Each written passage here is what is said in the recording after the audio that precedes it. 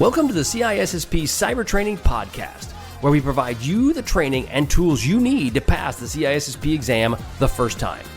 Hi, my name is Sean Gerber, and I'm your host for this action-packed, informative podcast.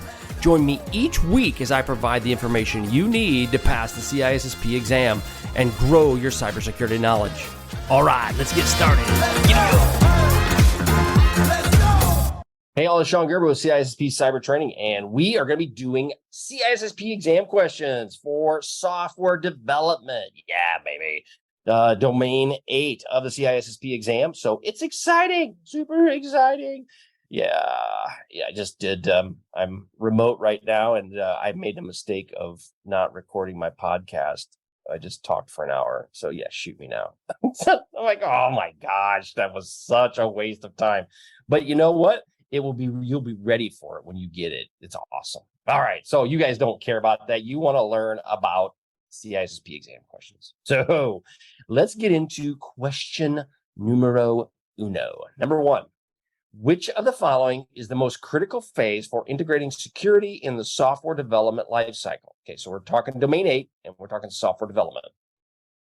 So which of the following is the most critical phase for integrating security in the software development lifecycle? SDLC.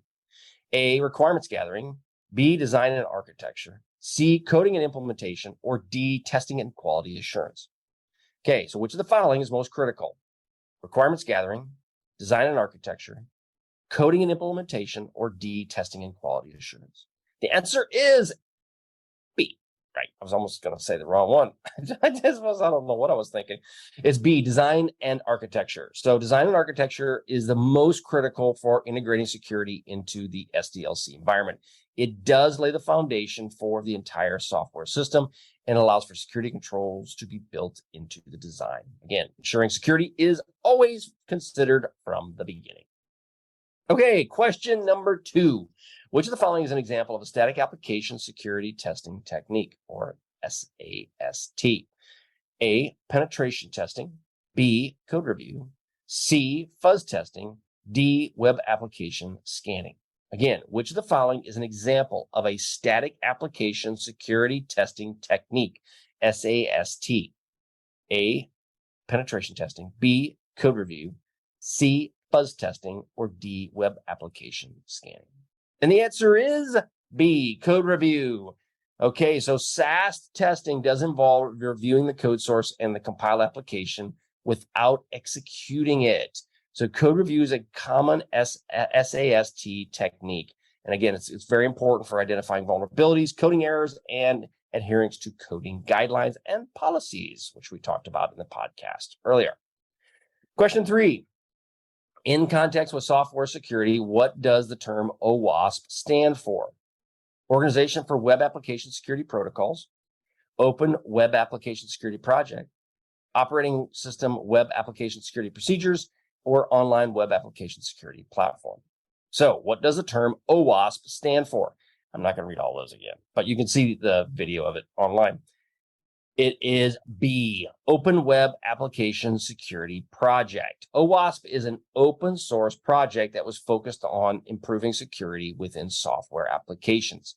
Okay, so it provides resources, tools, guidelines, all of that designed for specifically secure applications and finding security vulnerabilities.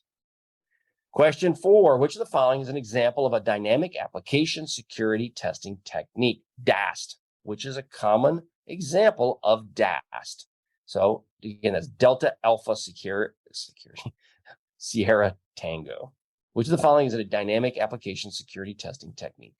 A, threat modeling, B, security code review, C, vulnerability scanning, or D, secure code guidelines? Okay, which is an example of DAST? And the answer is C, vulnerability scanning. So dynamic application security testing, DAST, involves testing the application while it's running, okay, to find vulnerabilities. So vulnerability scanning is a common technique that searches out for known vulnerabilities of the application, code configurations, and network interactions. And so therefore, DAST and vulnerability scanning work hand in hand. Question 5, which of the following is a key objective of the threat modeling in software security? Identify security vulnerabilities in software code, assess the effect, that's A, B, assess the effectiveness of security controls. C, evaluating the impact of the acquired software on security. And D, identifying potential threats and their associated risks. So which of the following is a key objective of threat modeling in software security?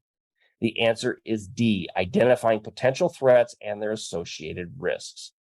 So threat modeling is a process for identifying potential threats and their associated risks in software applications. And it does help you understand the attack vectors, potential vulnerabilities, and what are the potential impacts in the event that the threat was successful. Again, the answer is D, identifying potential threats and the associated risks. Question 6, which of the following is a characteristic of secure coding guidelines and standards? Okay, A, they focus on preventing external attacks, that's A. B, they're implementing during the testing phase of SDLC. C, they're generic and not specific to programming languages or frameworks. Or D, they provide recommendations for writing secure and robust code. Okay, so which of the following is a characteristic of secure coding guidelines and standards? Okay, so that one can seem a little nebulous, so you have to kind of think about that a little bit. But A, they focus on preventing external attacks. No, they don't do that. They are implemented during the testing phase of the SDLC. You'd want them more than on the testing phase. They are generic and not specific to programming. Okay, you don't want them necessarily to be generic. And D is they provide recommendations of writing secure and robust code. That would be your security coding guidelines and standards. The answer would be D. And they provide recommendations as for providing or for writing secure and robust code. They provide input validation, authentication, access controls. All of those pieces are tied into that. Now the cool part is if you have that already defined, you can have that set up potentially in a CI/CD pipeline. And so you are good to go. All right, another question. Which of the following activities is an integral part of integrating security into the software development lifecycle? A, backup and recovery. B, change management process. C, user acceptance testing. Or D, incident response planning. So which of the following is an integral part of integrating security into the software development lifecycle? Okay, so again, all of these can be valuable, but which one is an integral part of integrating security into software development?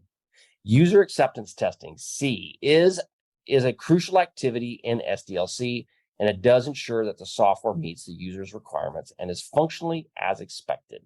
Okay, it allows stakeholders to validate the security controls and assess the effectiveness of the software security features. Again, that's an important factor. So depending on how you're answering the question, what is the most integral part? So when you're saying integral of integrating, you're dealing with user acceptance testing, UAT. Okay, so those are where the users actually go out and test it and play with it. All right, hope you have a wonderful day. That's all I've got for today. Go check me out at CISSP Cyber Training, and you can check all these wonderful things and see if it meets your needs to pass the CISSP the first time. All right, have a great day. We'll catch you on the flip side. See ya. Hey, thanks again for listening today. It's been my pleasure to prep you for the CISSP exam. Are you interested, though, in some free CISSP exam questions? Head on over to freecisspquestions.com and sign up to join my email list, and you'll receive access for 60 free CISSP questions each and every month for the next 6 months. That's a total of 360 questions just for signing up with CISSP Cyber Training. You'll also gain access to other free CISSP resources, so just head on over to freecisspquestions.com and sign up, or head on over to CISSPcybertraining.com and sign up today. Have a wonderful day, and we will catch you on the flip side. See ya.